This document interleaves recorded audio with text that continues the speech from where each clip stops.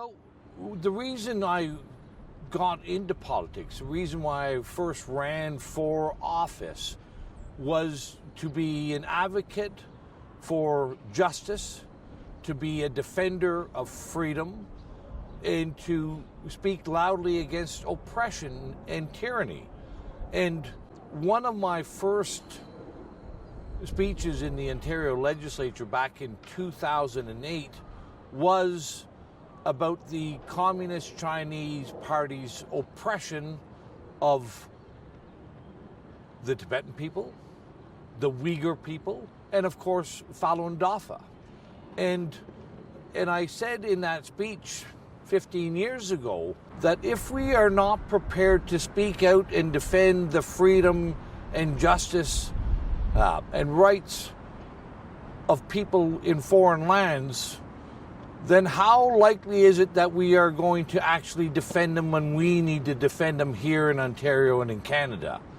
And I called on the Ontario Legislature and the members to speak loudly and clearly against what was obvious tyranny and oppression of the Falun Gong, Falun Dafa, the Tibetans, the Uyghurs. The stories of organ harvesting were coming out and very clear. The capture, the indoctrination, the arbitrary imprisonment, and these people are political prisoners and oppressed for because they share values that we share here in Canada, or once shared. So that's how I came to be involved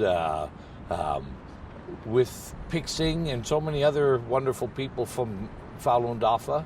You know, I attended many of the New Year's festivals and celebrations. I believe I was at the 25th celebration at Nathan Phillips Square. I'll mention this, I believe it was in 2010, the Ottawa City Council banned the Falun Dafa marching band from being involved in the Ottawa Tulip Festival.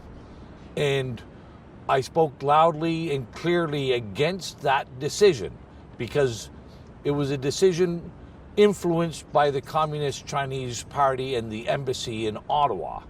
And lo and behold, we spoke out, we spoke clearly, and the Falun Dafa marching band did appear and at the Ottawa Tulip Festival that year. So, I'll retell one other little story. It was in 2009. I was in the Progressive Conservative Caucus at the time, and we got word that the Ontario Legislative Assembly was going to have a commemorative flag-raising ceremony here on the lawns of the legislature to raise the Communist Chinese Party flag in commemoration of its 50th year in power. And I was outraged. I was outraged and spoke up and loudly in caucus how we should not only not attend, but we should send a letter to the Speaker of the House condemning the action of recognizing and celebrating 50 years of communist Chinese rule. And it was quite a lively discussion with my caucus. I did not win. My arguments did not carry the day. Ted Arnott, the member for Wellington Halton Hills, who is now the Speaker of the House, he was one of the most vociferous proponents of recognizing the Communist Chinese and attending this celebration. And I just say that because, of course, in the last 2 years during COVID, he has also been one of the most vociferous proponents of restricting and preventing members of the legislature from speaking out against the unconstitutional measures we've adopted here in Ontario and indeed Canada. So it was unwelcomed. I never had any problem doing it, and I'm certainly not going to have any problem doing it further in the future, because now as I leave the legislature, this is, I'm not seeking re-election. I don't have to worry at all about what other caucus colleagues might think or influence or try to influence or pressure and suppress my defense of freedom, because that will never happen. So, this is the important thing here, that people, there will always be a battle between good and evil. Always. You know, that is the history of humanity. And but it also speaks of that this is not a short-term. Truth will win. Good will win, as long as good people continue to always stand up and speak out. And that's what Falun Dafa has been doing relentlessly. And you cannot defeat the truth. You cannot defeat good unless, the only way you defeat good is that old adage of good men and women staying silent, being quiet. That's what allows evil to grow. You know, and this, people in Canada, people in Ontario, and throughout the Western society should look at Falun Dafa with this particular view, in my estimation, is back in the 70s when Canada formalized its relationship with the Communist Chinese Party and opened up diplomatic, what we told ourselves why we should do this, why we should embrace and engage with a communist authoritarian regime, was that our influence would cause them to become like us. That's what we were all told. That's what we were all led to believe. Of course, the exact opposite has happened. And that is very clear in spades in the last 2 years. We have adopted a more communist Chinese party policies. We've adopted the lockdowns. We've adopted the authoritarian. We've adopted legislation to suppress dissent and to, and I would say,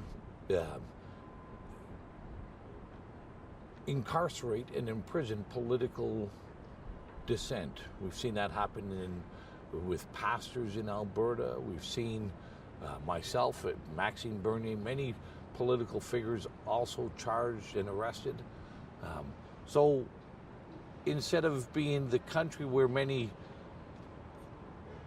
Chinese and Falun Dafa practitioners came to Canada for freedom and a place to speak of freedom, we see we are losing those very things that they came here for. So Falun Dafa can help re-energize and help Canadians understand the importance of speaking out and being good. And again, we're seeing the same, we've seen that throughout history. Authoritarian regimes will vilify those, they have to vilify somebody. And unfortunately, Falun Dafa is, the villain in the eyes of the CCP. People who are willing to speak out and live truthfully, people who are willing to live a life of not false virtue but of virtue, these are contrary to authoritarian values, and in the former Soviet Union, we had the kulaks, we had the bourgeoisie.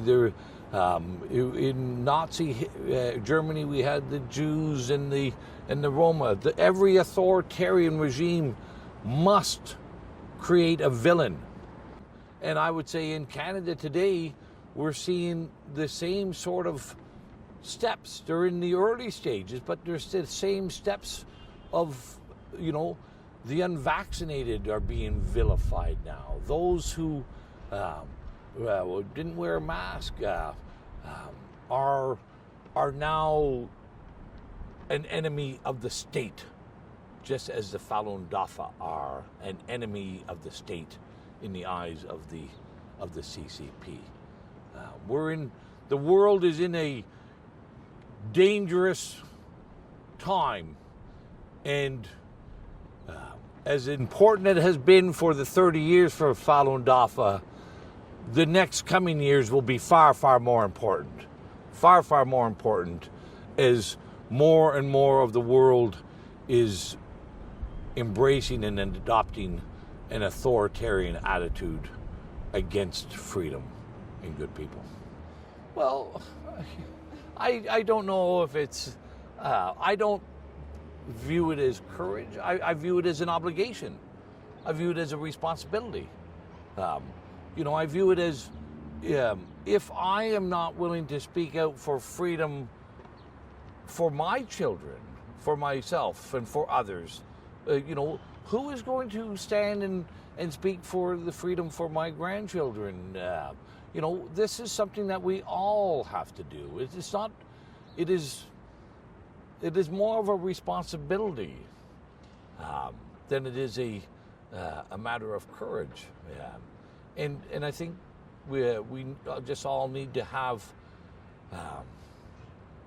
faith in the divine and confidence in one another that